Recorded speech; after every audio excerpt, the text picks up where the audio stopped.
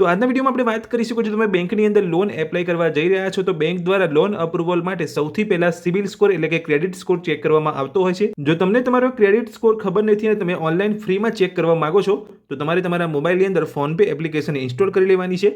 અને જો તમે તમારા મોબાઈલની અંદર ફોનપે એપ્લિકેશન યુઝ કરી રહ્યા છો તો તમે અહીંયા ફોનપે એપ્લિકેશન યુઝ કરીને ફ્રીમાં તમારો ક્રેડિટ સ્કોર ચેક કરી શકો છો। તો ક્રેડિટ સ્કોર ફ્રીમાં ચેક કરવા માટે સૌથી પહેલા આપણે અહીંયા ફોનપે એપ્લિકેશનને ઓપન કરીશું। તો જેવું તમે અહીંયા ફોનપે એપ્લિકેશનને ઓપન કરશો એટલે કે આ પ્રકારનું પેજ તમને અહીંયા જોવા મળશે।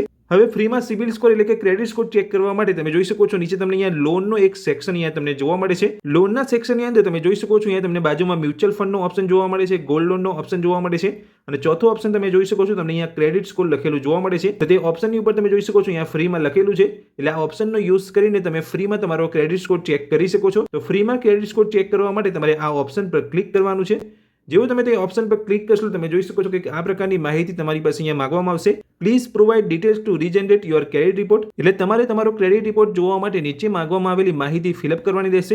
તો તમે જોઈ શકો છો કઈ કઈ માહિતી અહીંયા માંગવામાં આવી છે ક્રેડિટ રિપોર્ટ જોવા માટે। તો ક્રેડિટ રિપોર્ટ જોવા માટે અહીંયા સૌથી પહેલા જે માહિતી અહીંયા માંગવામાં આવી છે તમે જોઈ શકો છો તમારો પાન કાર્ડ નંબર અહીંયા પૂછવામાં આવ્યો છે।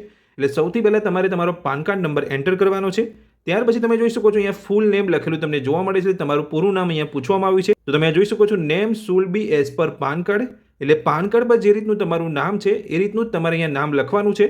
તો પૂરું નામ લખી લીધા પછી તમે જોઈ શકો છો નીચે તમારી પાસે અહીંયા તમારી ડેટ ઓફ બર્થ પૂછવામાં આવી રહી છે।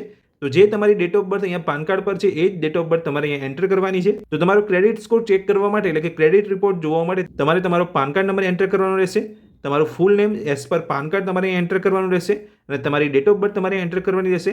આટલી માહિતી એન્ટર કરી લીધા પછી ક્રેડિટ રિપોર્ટ જોવા માટે તમારે ફેચ ક્રેડિટ સ્કોરના ઓપ્શન પર ક્લિક કરવાનું રહેશે।